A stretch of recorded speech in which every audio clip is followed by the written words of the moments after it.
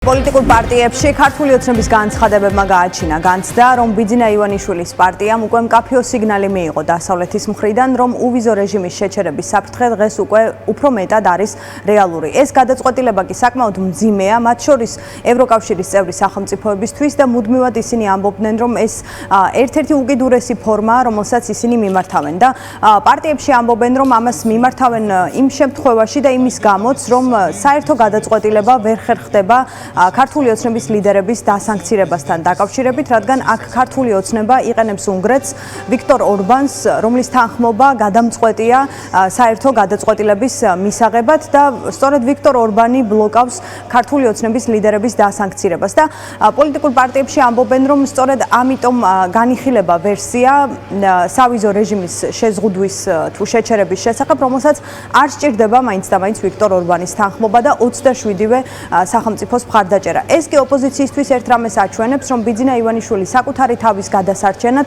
სანქციების თავიდან ასარიდებლად იყენებს კონკრეტულ ქვეყანას ევროკავშირში და ამის გამო ის საკუთარ მოქალაქეებს წირავს ამ გადაწყვეტილებისთვის, საკუთარ მოქალაქეებს წირავს, რომ ისინი დატოვონ უვიზო რეჟიმის გარეშე.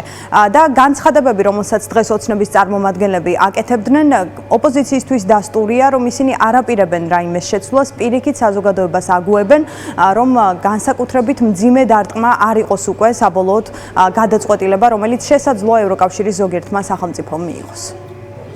ის მესიჯები, ის გზავნილები, რაც მოდის ოცნების წარმომადგენლებისგან, პირდაპირ არის ზიანის პრევენციული კონტროლი, იმიტომ რომ მათ იციან რა მოელის საქართველოს მათი რეჟიმის პირობებში, რომ არათუ ევროკავშირის წევრობის კანდიდატი ქვეყანა კიდევ უფრო გააღრმავებს ევროკავშირთან ურთიერთობებს და ინტეგრაციის გზაზე გააგრძელებს სვლას, არამედ საერთოდ უვიზო მიმოსვლის და თავისუფალი ვაჭრობის პერსპექტივაც აღარ იარსებებს ამ ქვეყანაში. ჩვენ უვიზოთ ვეღარ ვიმოგზაურებთ და ამიტომ აგუებენ საზოგადოებას, რომ მოუწევთ მათ მრავალსაათიან რიგებში ვიზებისთვის დგომა. ქართველი ხალხი თავის მონაპოვარს არ დათმობს. ისინი აუფასურებენ ამ მნიშვნელოვან მონაპოვარს ქართველი ხალხის, რათა დაიცვან ივანიშვილის სუვერენიტეტი და მათი ფული. შესაბამისად, როგორც ჩანს, ისინი ემზადებიან მეტი ავტორიტარული მეთოდების გამოყენებით საკუთარი ხალხის წინააღმდეგ ბრძოლისთვის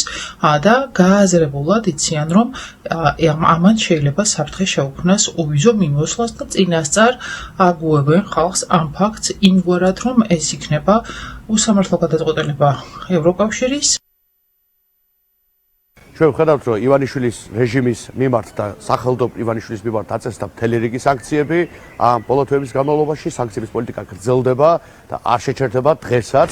პირველად პოლონეთმა თავის შემთხვევაში პირველად დააწესა სანქციები და ამავე დროს ვხედავთ, რომ ევროპულ კავშირს აქვს ძალიან მკაფიო გააზრება იმისა, რომ ეს სანქციები არ არის ერთადერთი ზომა, რომლითაც საკუთარ ხმას გააგონებს ამ ბოროტმოქმედ რეჟიმს და ახლა ბუნებრივია გადადის ისეთი მასშტაბის მოქმედებაზე, რასაც ბევრად უფრო ფართო გავლენა ექნება თითოეული ჩვენგანის ყოფაზე და აქ ჩვენ კიდევ ერთხელ ვხედავთ, რომ ივანიშვილი მზად არის გაწიროს აბსოლუტურად ყველა ირგვლივ, მათ შორის მილიონობით ქართველი იმისათვის, რომ საკუთარი პერსონალური ფინანსური უსაფრთხოება და საკუთარი კეთილდღეობა კონდეს დაცული მილიონობით ქართველის კეთილდღეობის შანსების და შესაძლებლობების. ექსპერტები ქართულ ოცნებას ერთადერთ რამეს შეეთანხმებიან, რომ თუ კი უვიზო რეჟიმის გაუქმების გამარტივება მოხდება ევროკავშირის მხრიდან, ეს არ შეეხება მხოლოდ საქართველოს და ეს გადაწყვეტილება მიიღება იმის გამო, რომ ზოგიერთ სახელმწიფოში ავტორიტარული რეჟიმი კიდევ უფრო მეტად მკაცრდება და შესაძლოა საქართველოსთან ერთად სხვა ქვეყნებსაც, ავტორიტარულ სახელმწიფოებსაც გაუქმონ უვიზო რეჟიმი. თუმცა საქართველოს შემთხვევა არის განსაკუთრებული და განსაკუთრებით აწუხებს ეს დასავლეთს გამომდინარე იქიდან, რომ ქვეყანას აქვს კანდიდატის სტატუსი და ამ პროცესში ისინი უფრო პროგრესს ელოდნენ ვიდრე პირიქით. აქ აღსანიშნავია ისიც, რომ ევროპა კარგად ხედავს, რომ ვიზა ლიბერალიზაციის შესახებ მიღებულ გადაწყვეტილებას ქართული ოცნება საკუთარი პიარისთვის იყენებს, განსაკუთრებით ბოლო პერიოდში და ამბობს, რომ მისი პროევროპული კურსის დადასტურება სწორედ 2014 წელს ვიზა ლიბერალიზაციის გადაწყვეტილება იყო და საკუთარი პიარის გარდა ამ პროცესში ქართული ოცნების ქართული ოცნების განცხადებებში სხვა სასარგებლოს დასავლეთი ვეღარ ხედავს. ამიტომ ექსპერტებიც არ გამორიცხავენ, რომ შესაძლოა ამ მძიმე გადაწყვეტილების მომსწრენი გავხდეთ. ისინი ვარაუდობენ, რომ ეს მოხდება სექტემბრის შემდეგ უფრო, თუმცა ამბობენ, რომ ბუნებრივია პასუხისმგებლობა ქართულ ოცნებას დაეკისრება, რადგან ევროკავშირი არ პატიობს სახელმწიფოებს და განსაკუთრებით კანდიდატ ქვეყანას არ აპატიებს ადამიანის უფლებების უხეშ დარღვევას, რომელსაც ადგილი ბოლო თვეები აქვს ქვეყანაში. ევროკავშირი არ იქნება ტოლერანტული ადამიანის უფლებების და ფუნდამენტური თავისუფლებების დარღვევის მიმართ. და საქართველოს რაც შეეხება, რა თქმა უნდა, ამ შემთხვევაში საქართველოს ერთ-ერთი ტრიგერია ამ პროცესის, კანდიდატი სახელმწიფოა და სადაც ხელისუფლება სარგებლობს და აქამდე პიარის სახით იყენებს. ახლა უკვე დაინახა, რა თქმა უნდა, ქართულმა ოცნებამ, რომ ევროკავშირში უკვე მწიფდება აზრი, რომ სხვა გზა უბრალოდ არ არის იმის გარდა, რომ აი ესეთი რაღაცა მტკივნეული ზომა გამოიყენონ, რომ ამ არსებული ხელისუფლების პოლიტიკაში ხალხი დაფიქრდეს, რომ არ არის სწორი პოლიტიკა ეს და ევროკავშირი ამ პოლიტიკას არ ამართლებს. და ამის წინააღმდეგ ხდება ახლა პრევენციული, ესე ვთქვათ, რაღაც მესიჯების შემუშავება, რომ დარტყმა არ იყოს ძალიან მტკივნეული, როცა ეს გაიჟღერებს. მოსალოდნელია, რომ გაუქმდეს უვიზო მიმოსვლა, მით უმეტეს ამისთვის არსებობს ობიექტური პირობებიც.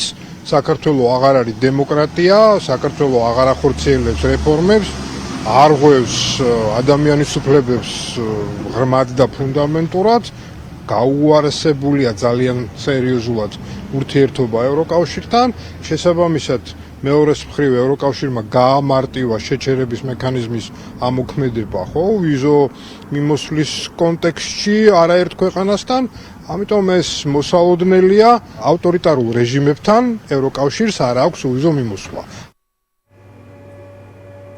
ვიზა ლიბერალიზაციის შეჩერების შესახებ ამ საფრთხეზე ევროპელი პარტნიორები ხშირად საუბრობენ ხოლმე, მათ შორის მედიასთან კომუნიკაციის დროს ამბობენ, რომ ეს ერთ-ერთი განსახილველი საკითხია ევროკავშირის წევრი სახელმწიფოების ლიდერებს შორის, როცა საუბრობენ საქართველოში ხელისუფლების მიმართ წნეხის გაძლიერებაზე.